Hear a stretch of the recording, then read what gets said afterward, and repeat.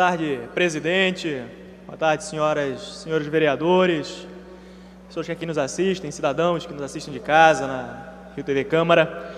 Presidente, eu venho aqui nessa tribuna para falar da aprovação, na noite de ontem, pelo Senado Federal, de um aumento de 16% para os ministros do Supremo Tribunal Federal.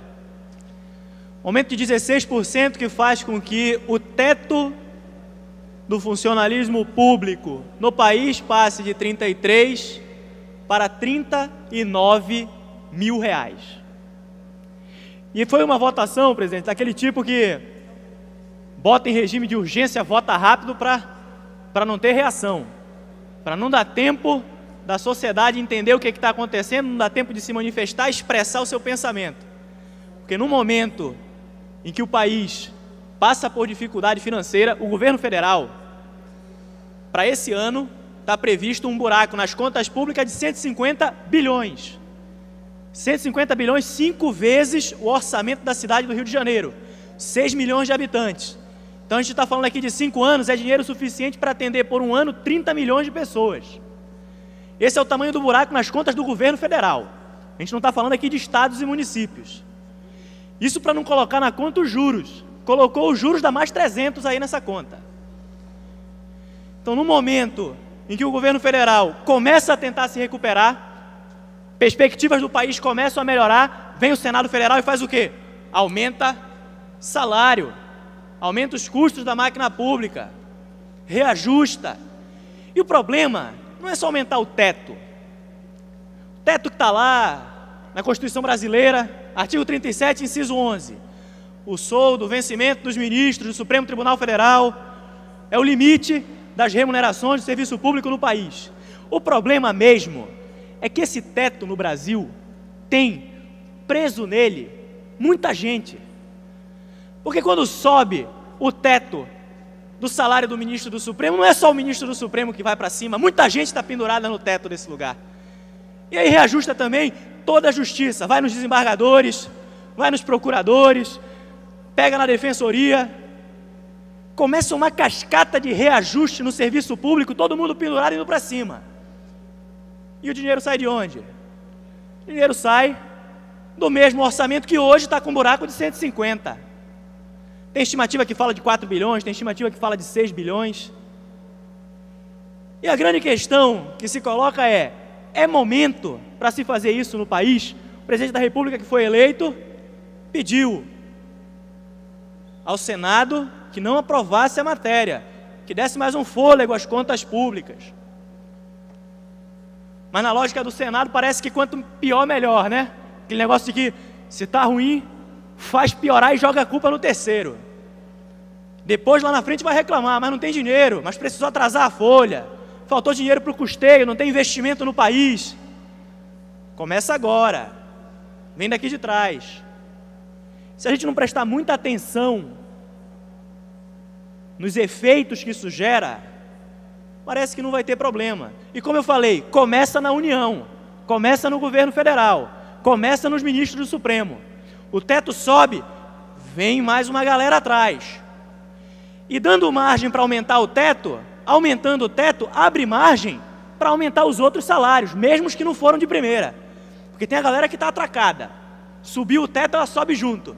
Mas tem o pessoal que vai subir depois, que não subiu no primeiro momento, mas depois consegue reajustar. E aí no momento em que a gente precisa realmente rever prioridade. E aqui eu não estou falando das remunerações mais baixas do serviço público, não, a gente tem que ter clareza. A gente está falando de salário mensal de 33 mil reais.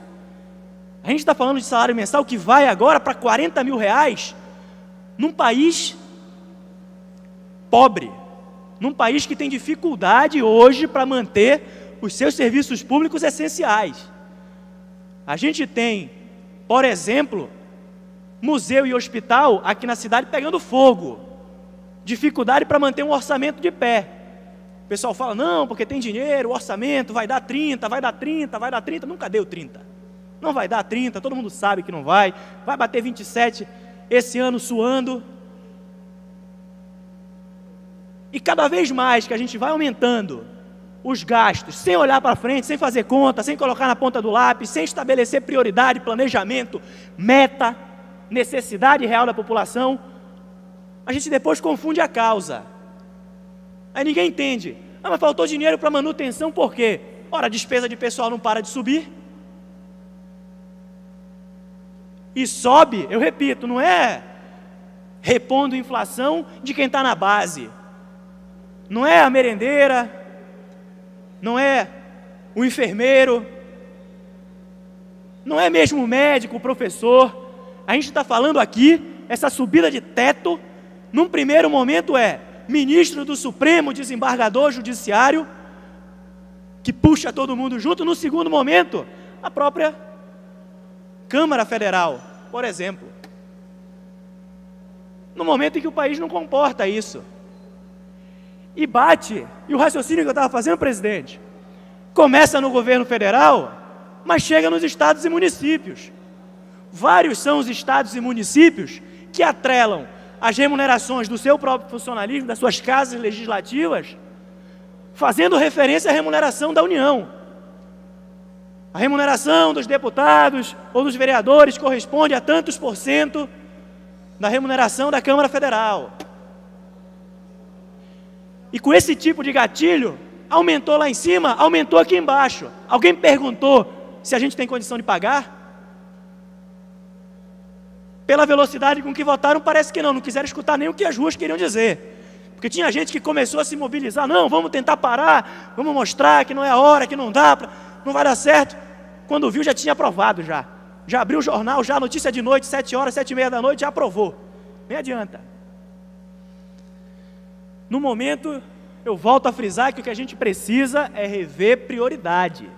Prioridade é serviço essencial para a população. Prioridade não é teto.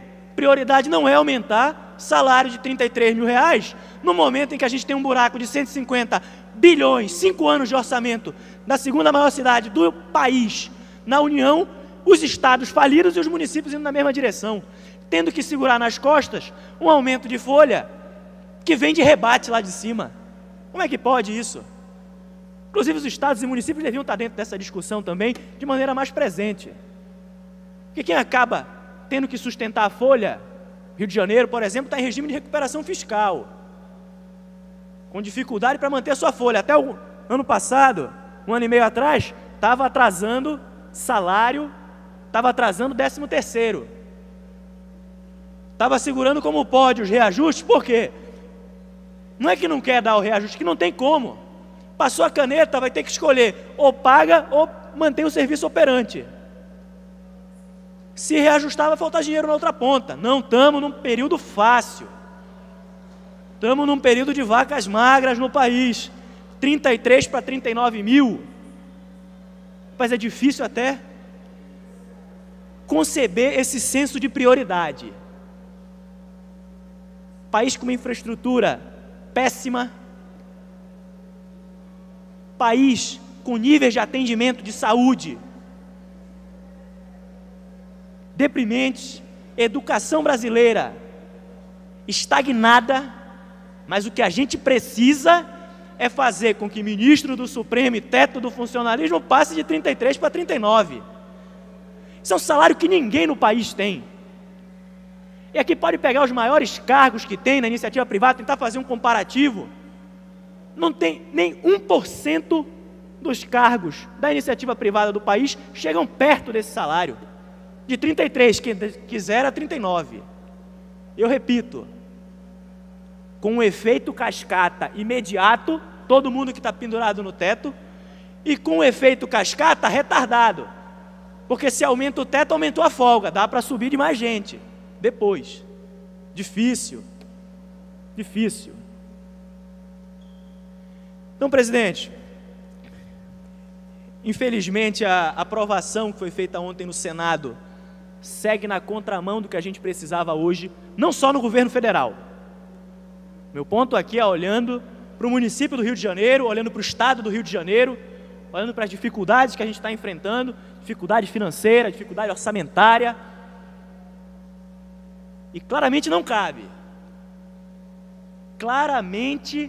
cabe no bolso do brasileiro, mais esse aumento,